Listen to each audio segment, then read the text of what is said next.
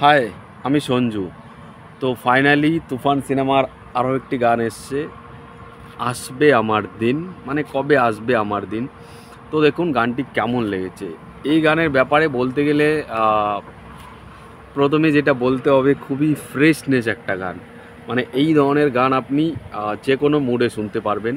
বেশ উল্লাস, বেশ স্বপ্ন, বেশ আনন্দের একটা গান, এবং দেখতে যতটা সুন্দর, শুনতে ততটাই ভালো লাগছে। খুব সুন্দরভাবে ভয়েস দিয়েছে।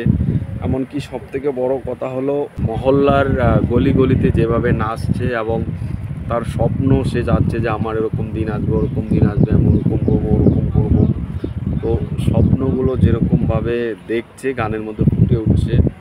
এবং এই ধরনের কাজ বাংলাদেশে খুব একটা হয় না।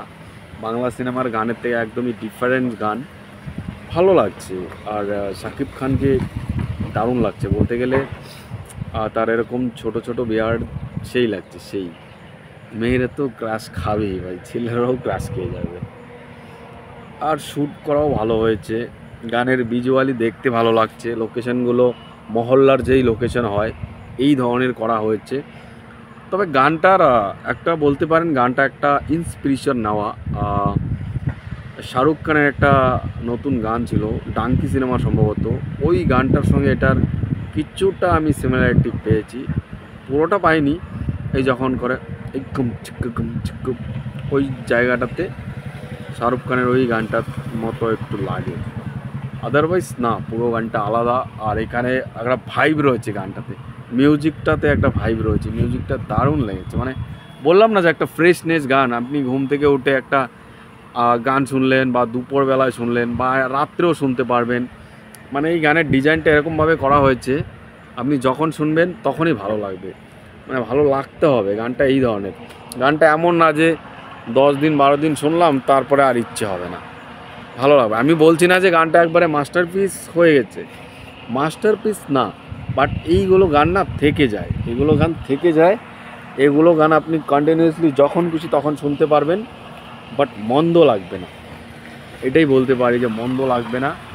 গানের ডিজাইনগুলো ভালো হয়েছে। আমি মানে এই গানগুলো কেন আগে রিলিজ করেনি ভাই? আগে রিলিজ করলে তো গানটা আরও হিট করে যেত না। এখন দেখলাম আজকে এইচবিএফ রিলিজ করেছে, জানি না অন্যান্য চ্যানেলে রিলিজ করেছে কি না, বাট এইচবিএফ রিলিজ করেছে।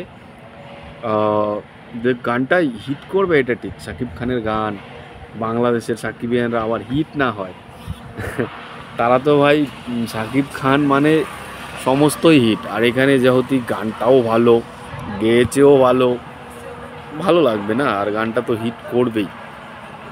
তো যারা তুফান দেখেছে তারা তো অবশ্যই এই গানের ভেতরে কী রহস্য রয়েছে সব বুঝতে পারছে।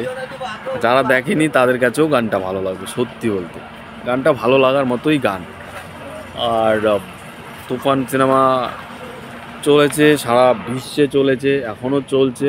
শুধুমাত্র আমাদের ইন্ডিয়াতে চলেনি, আদারওয়াইজ সব জায়গায় চলেছে। তো তুফান একটা সুপারহিট সিনেমা। বক্স অফিস নিয়ে নতুন করে বলার কিছু নেই, দারুণ কিছুই করেছে। আশা রাখছি ভালো কিছু আরও বড় হিট করবে। পরবর্তী তার দরদ আসছে, দরদটা কীরকম হয় দেখা যাক।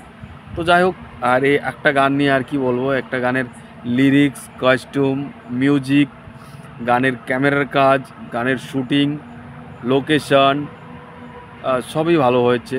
আর লুকিং মেকিং ঠিকঠাক। তো এই ছিল। আর বাকি আপনাদের কী মতামত কমেন্টে জানাবেন। টাটা।